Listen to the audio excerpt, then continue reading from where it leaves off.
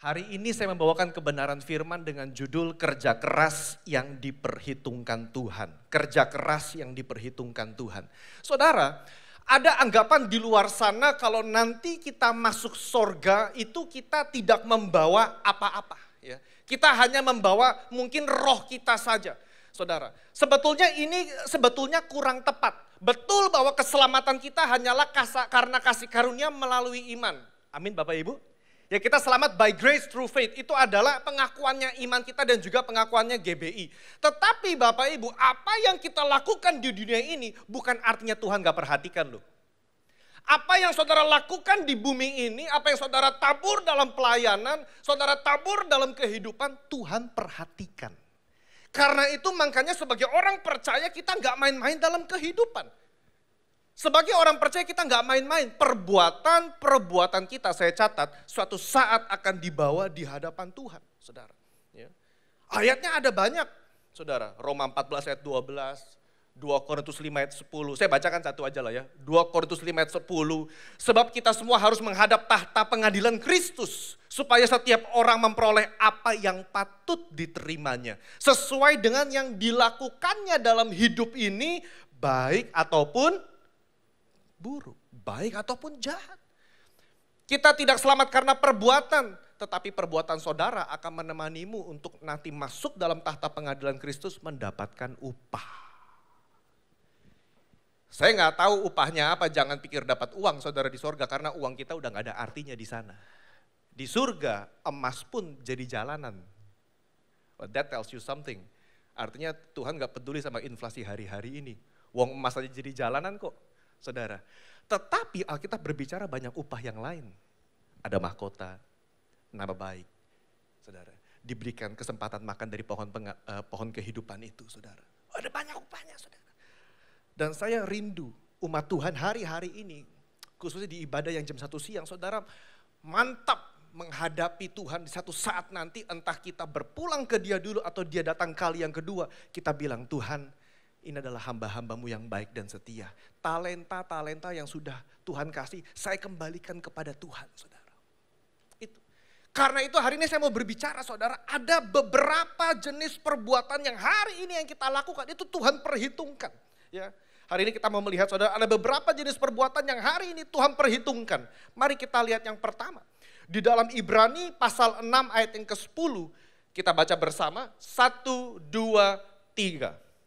Sebab Allah bukan tidak adil sehingga ia lupa akan pekerjaanmu dan kasihmu yang kamu tunjukkan terhadap namanya oleh pelayanan kamu kepada orang-orang kudus yang masih kamu lakukan sampai. Saudara perhatikan ada dua hal yang menyertai saudara ketika nanti saudara menghadap Tuhan. Karena Allah bukannya tidak adil, Dia tidak lupa akan pekerjaanmu dan kasihmu.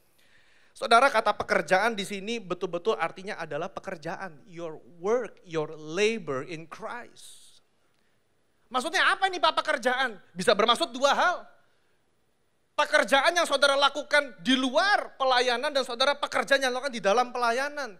Artinya begini, apapun yang saudara lakukan seyogyanya dilakukan untuk kemuliaan nama Tuhan. Ada amin? Karena firman yang berkata baik makan maupun minum kita lakukan untuk kemuliaan nama Tuhan. Nah di sini artinya begini, etosnya orang Kristen ketika kerja di luar di perusahaan, ketika saudara kerja ketemu sama bos, atau saudara adalah owner dari sebuah perusahaan, saudara punya toko, saudara apapun pekerjaan saudara, kita bekerja untuk Tuhan bukan untuk manusia. Karena Allah tidak lupa akan pekerjaan itu.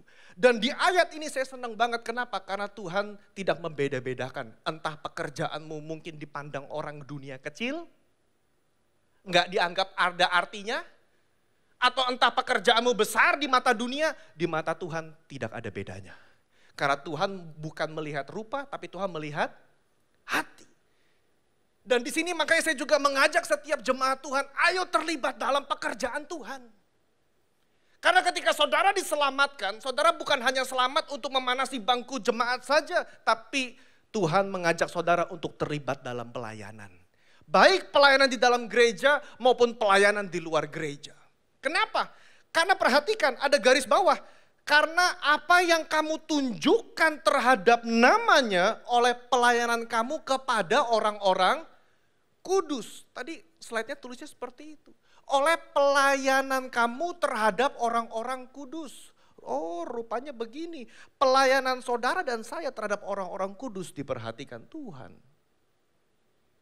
Karena itu jangan pernah anggap remeh orang-orang yang melayani yang tidak kelihatan di luar sana, Bapak Ibu. Sesungguhnya pelayanan bukan apa yang terlihat di mimbar. Ini pelayanan juga. Tapi pelayanan adalah apa yang saudara lakukan di luar sana.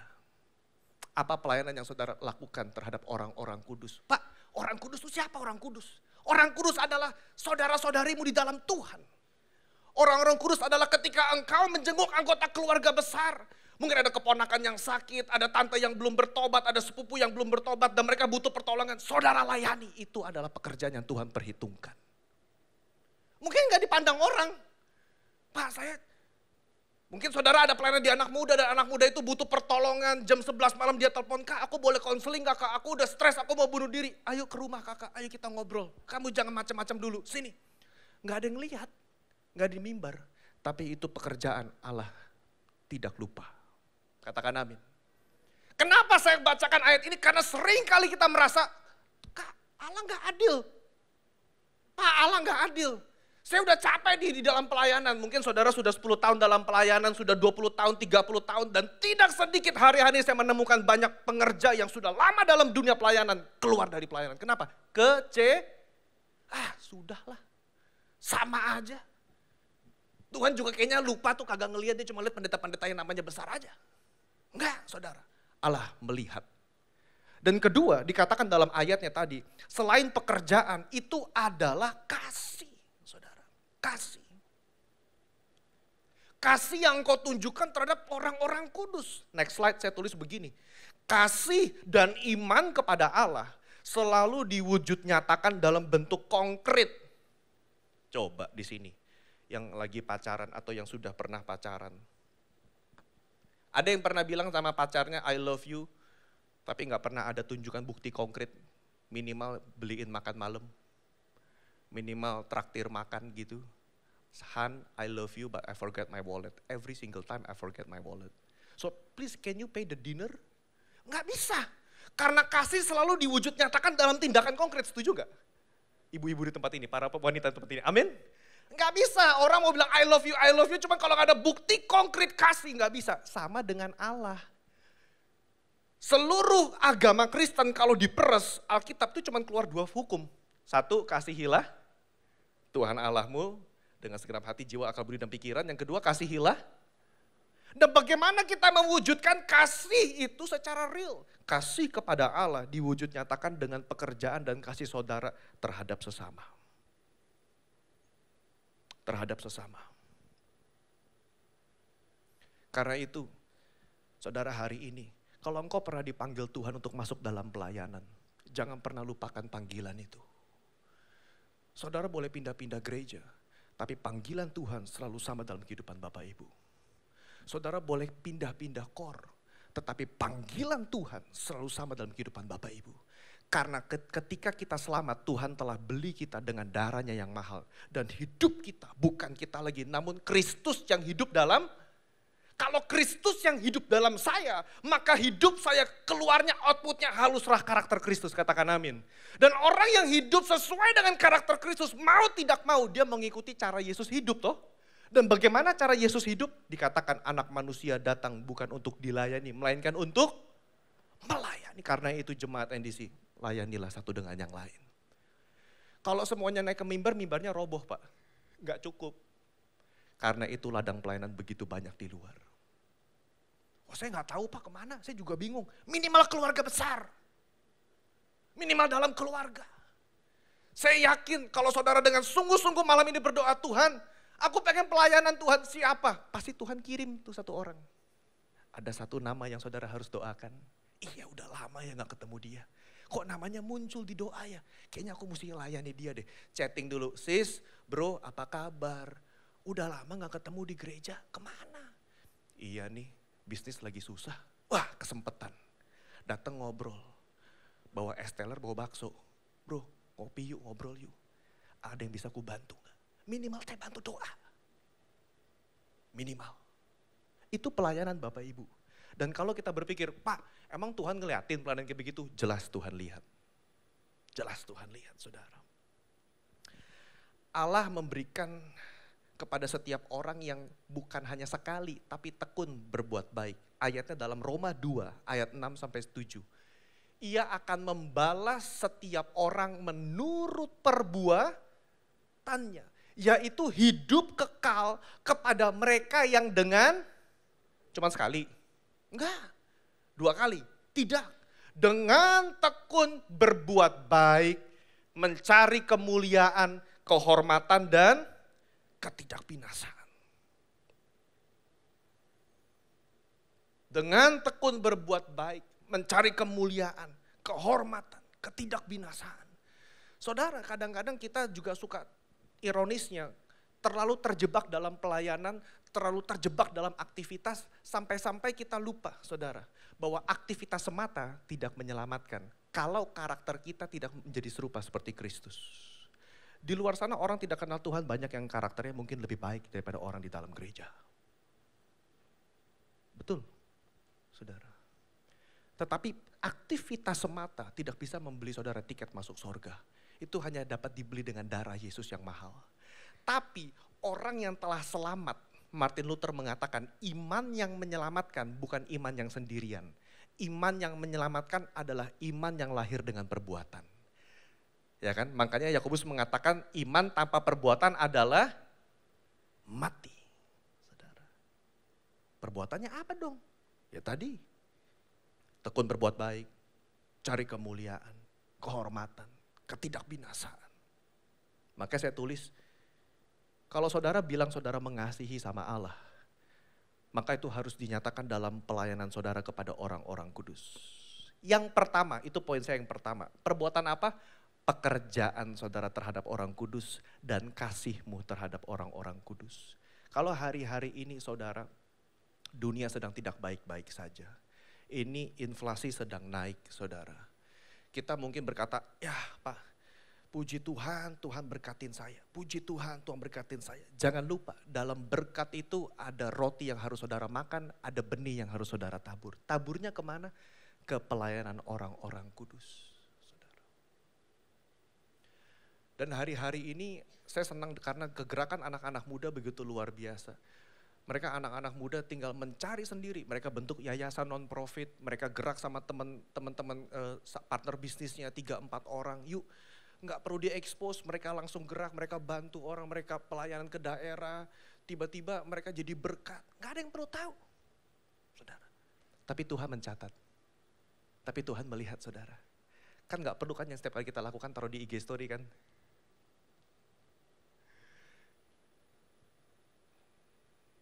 Nomor dua, perbuatan apa yang Tuhan lihat? Dalam Efesus 4 ayat 28, Efesus 4 ayat 28, mari kita baca bersama, 1, 2, 3. Orang yang mencuri, janganlah ia mencuri lagi, tetapi baiklah ia bekerja keras dan melakukan pekerjaan yang baik dengan tangannya sendiri, supaya ia dapat membagikan sesuatu kepada orang yang berkekurangan. Saudara, saya suka sama ayat ini. Karena dalam satu ayat ini, saudara, kekristenan bukan agama yang hanya doa dan mengharapkan dari atas. Saya masih percaya Allah memberikan berkat. Oh, saya percaya sekali. Nanti kita tutup dengan pemahaman itu. Tetapi di dalam kita menjalani kehidupan, Paulus pun berkata, karena pada zaman itu begini, pada zaman itu ya, kenapa dia tulis begini? Karena jemaat itu begini. Lah, saya udah selamat toh. Ya udahlah kita curi nanti kan tinggal minta ampun, bertobat selamat kan. Tinggal minta ampun kan pasti Tuhan ngampunin. Terus ya minta dong, minta berkat dong begitu. Enggak. Paulus bilang orang yang gak mau kerja gak boleh makan katanya. Keras juga sih Bapak Paulus ini. Lalu ditambahkan lagi, orang yang mencuri kalau kamu udah terima Tuhan Yesus jangan mencuri lagi. Tapi baiklah ia bekerja keras. Nomor 2. Pekerjaan keras Bapak Ibu diperhatikan Tuhan. Entah dalam bisnis, entah sebagai karyawan, entah Bapak Ibu yang full time di tempat ini, atau saudara kerja di non-profit organization. Apa yang saudara lakukan dengan baik, apa yang saudara lakukan atas nama Tuhan, Dia perhatikan. Dan buat apa kita kerja keras? Buat apa kata Paulus? Kita harus kerja keras, kita harus melakukan pekerjaan yang baik supaya saudara dan saya dapat membagikan sesuatu. Nomor 2, berbicara begini, pemberian Bapak Ibu pun diperhatikan Tuhan. Saya nggak sedang mengajarkan teologi kemakmuran karena itu salah. Tapi saya mau katakan begini, Tuhan Yesus ngambil waktu untuk nongkrong di bait Allah, Dia liatin siapa yang taruh uang di kotak persembahan. Dia liatin satu-satu. Saya mikir nih Yesus kurang kerjaan amat ya. Dari semua liturgi ibadah di bait Allah, Dia ambil waktu perhatiin orang yang taruh. Dia bilang, tuh Petrus, lihat. Ada orang scan QR code, oh, mungkin zaman dulu gak ada QR code ya. Tuh Petrus lihat tuh, dulu gak ada QR code ya kan, dulu kan kotak tabut gitu kan di depan kotak persembahan begitu. Mungkin zaman kita dulu seperti itu, sekarang udah QR semua. Bluk, besar persembahannya, gede. Ini kata Pak Petrus, ini Yesus, ini. Yesus diam aja, dia liatin aja terus. Begitu ada seorang perempuan, dia taruh, cengkling, bunyi lagi, malu tuh. Cengkling. Yesus panggil, Petrus, murid, sini, lihat perempuan ini. Yesus ambil waktu, lihat. Perempuan ini memberikan sesuatu bukan dari kelebihannya, tapi dia memberikan daripada kekurangannya. Saya mau katakan kepada Bapak Ibu, Tuhan tidak melihat berapa banyak yang saudara beri, tapi Dia lihat ketulusan hatimu. Dia lihat perbuatan itu. Saudara. Dia perhatikan betul. Saudara. Ketika Paulus sedang meminta fundraising untuk jemaat di Yerusalem, dia ngomong kepada jemaat Korintus. Jemaat Korintus, kamu udah diberkatin Tuhan. Ayo kumpulin uang, bagi buat jemaat Yerusalem itu.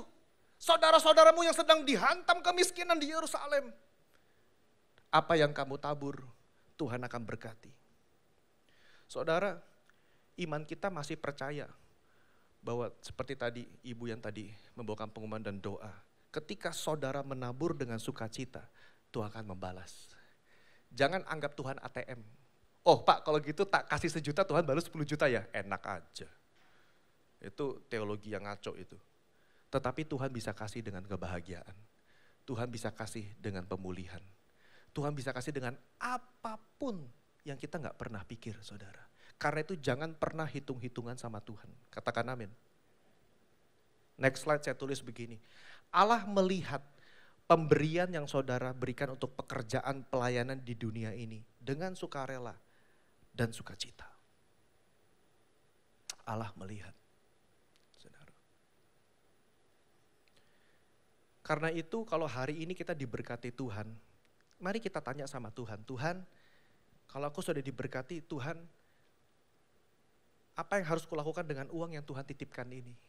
Kemana harus saya menabur? Kemana harus saya pergi untuk memberkati orang? Saya yakin Tuhan pasti kirim orang-orang yang saudara harus berkatin saudara. Yakin saya. Amin. Nomor 3, saudara. Dalam Kolose pasal 4 ayat 12 sampai 13. Kita baca bersama yuk. 1, 2, 3. Salam dari Epafras kepada kamu. Ia seorang dari antaramu hamba Kristus Yesus yang selalu bergumul dalam doanya untuk kamu. Supaya kamu berdiri teguh sebagai orang-orang yang dewasa dan yang berkeyakinan penuh dengan segala hal yang dikehendaki Allah. Ayat 13, supaya aku dapat memberi kesaksian tentang Dia bahwa Ia sangat bersusah payah untuk kamu dan untuk mereka yang di Laodikia dan Hierapolis. Balik ke slide sebelumnya. Saudara, kita mungkin gak sadar, tapi pergumulan saudara dalam doa itu Tuhan perhatikan. Pergumulan saudara dalam doa itu Tuhan perhatikan. Doa berbicara banyak hal. 1, ya aktivitas berdoa. saudara. Kadang-kadang kita berpikir, ini Tuhan perhatiin gak sih aku ini doa cukup lama. Saya ingin berbicara kepada para orang tua di tempat ini, kalau engkau berdoa untuk anakmu yang mungkin sedang jauh dari Tuhan. Engkau sedang berdoa untuk anakmu yang mungkin sedang lagi messed up dan lagi gak mau ke gereja dan dia sedang terjebak dalam pergaulan bebas. Saya mau katakan doa saudara diperhitungkan oleh Tuhan. Kadang-kadang kita menaruh perhatian kepada pelayanan yang terlihat ya. Yang kelihatan. Wah ini kalau yang kelihatan nih pasti Tuhan perhitungkan. Enggak saudara. Karena doa itu berbicara pelayanan yang tidak dilihat oleh orang. Karena ketika Yesus berkata, ketika kamu berdoa masuklah ke dalam tempat yang tersembunyi itu. Masuk ke kamar kunci pintu, jangan lihat orang lain tahu. Dan Bapamu yang mendengarkan doamu di tempat tersembunyi akan membuka di tempat yang terbuka.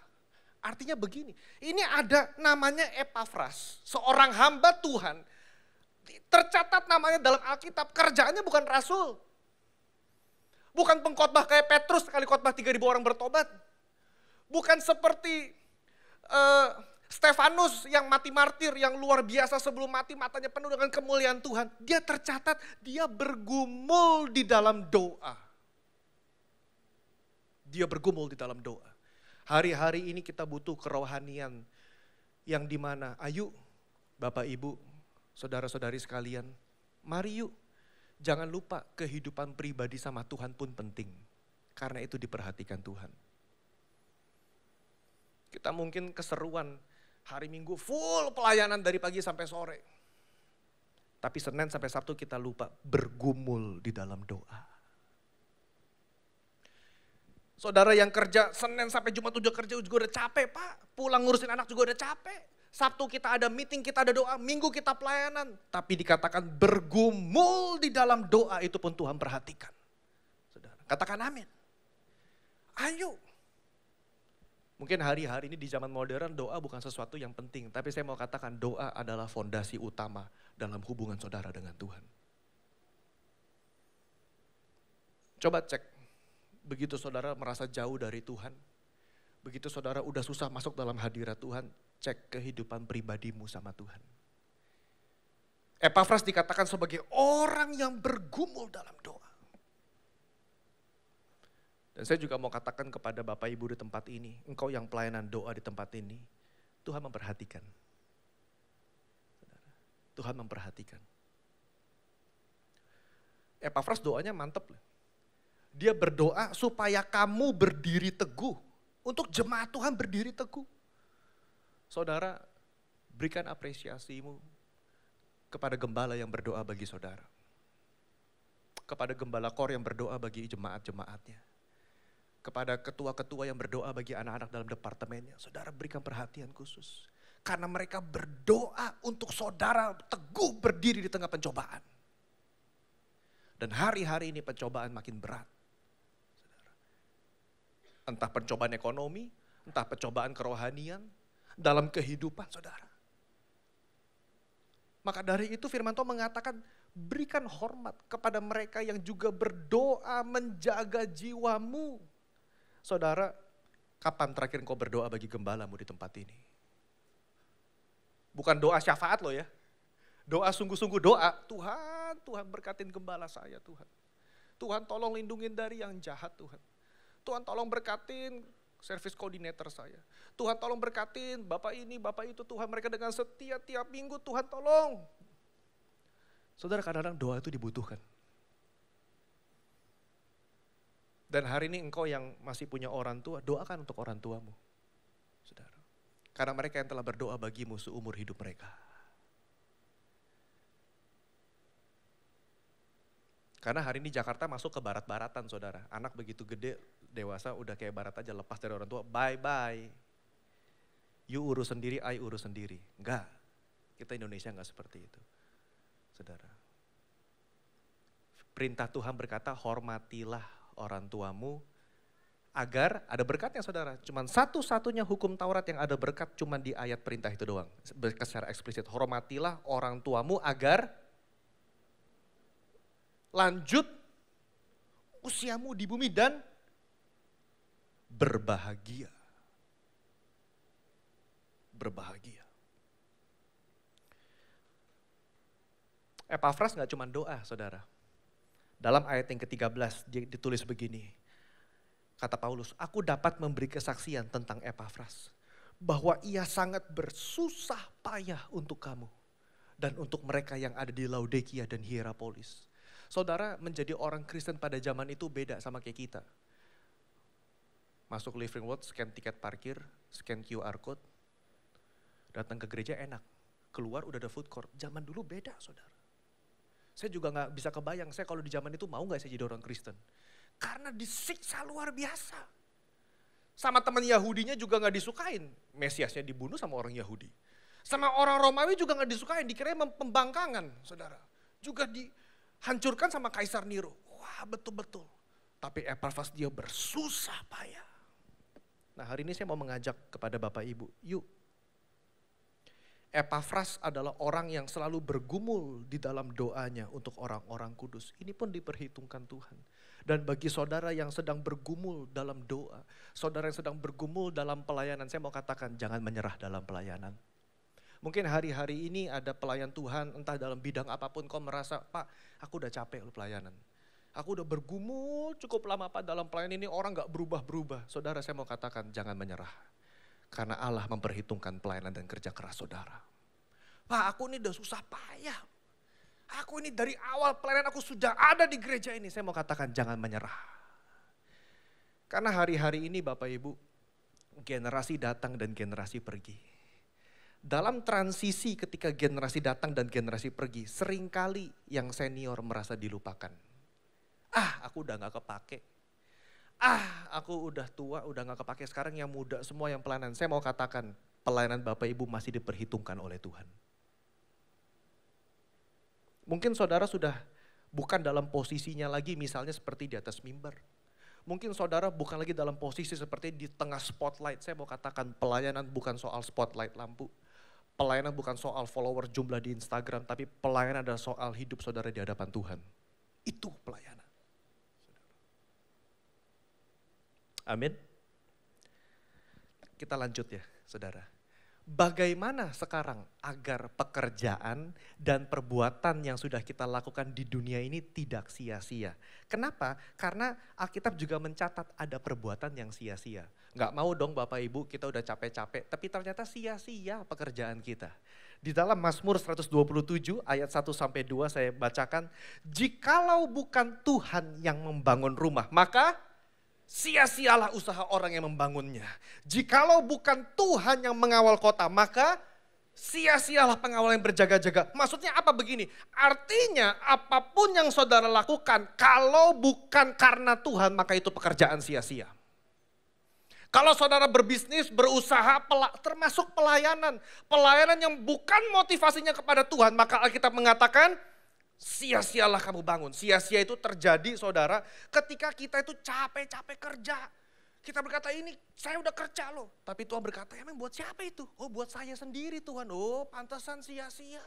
Saya lanjutkan dalam ayat yang kedua. Sia-sialah kamu bangun pagi-pagi dan duduk-duduk sampai jauh malam. Dan makan roti yang diperoleh dengan susah payah.